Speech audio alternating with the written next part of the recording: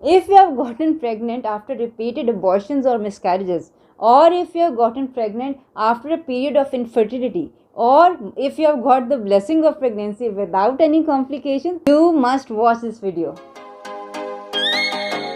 Assalamu alaikum wonderful people. I am Dr. Asma and today I'll tell you the diet you should be taking if you're pregnant and the supplements you need if you are pregnant, and in the end I'll also discuss Dr. Stephen Carleon's research which he did on the Israeli women, because he was very interested to know what Israeli women eat that they produce babies that are ruling like 70% of the economy of the world. Firstly, let's talk about diet. In the diet of a pregnant woman, she should have about 70 grams of protein daily in her diet, because protein will make muscles of you and your baby. It will not make fat. Just take a snapshot of this picture, and if you eat 2 servings of any of these things, that is about 60 to 70 grams of protein per day. Like, you can take any source of protein, but I'll tell you at the end of the video what is the best source of protein to produce smart kids. So stay with me till the end.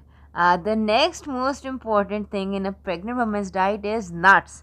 You can munch on them because pregnant women have a lot of cravings, and in desi cultures I have seen they stop the pregnant women from eating nuts, saying that they will produce heat. It is not like that. It has been scientifically proven that women who eat nuts during their pregnancy, they basically produce smarter kids. The links to all the researches that I talk about can be found in the description box below. So if you are pregnant, you should be eating nuts, but make sure they are low carb nuts, because high carb nuts will again make you fat. Remember, we need muscle mass, not fat mass. Okay, you can munch on boiled eggs, you can take yogurt as a snack. It is rich in probiotics, good bacteria. You can eat boiled chickpeas. All of these are protein rich. They will not gain fat mass, they will only give you muscle mass. Anyway, whatever you eat, just never eat processed oils. The processed cooking oils are the worst.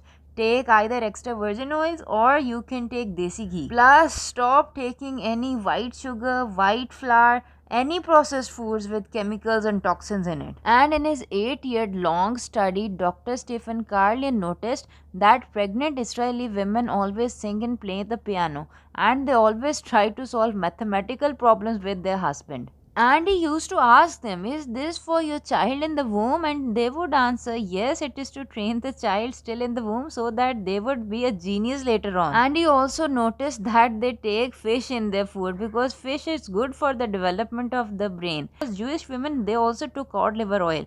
This is one of the best supplements you can take during pregnancy. If you cannot take fish or you don't want to take fish, you will have to supplement with iodine. In my clinic, I give iodine in the form of iodocone, or if I want to give selenium and zinc along with the iodine, I give iodorol, and pregnant women should be taking these. Also, he noticed that pregnant women love to take dates and milk.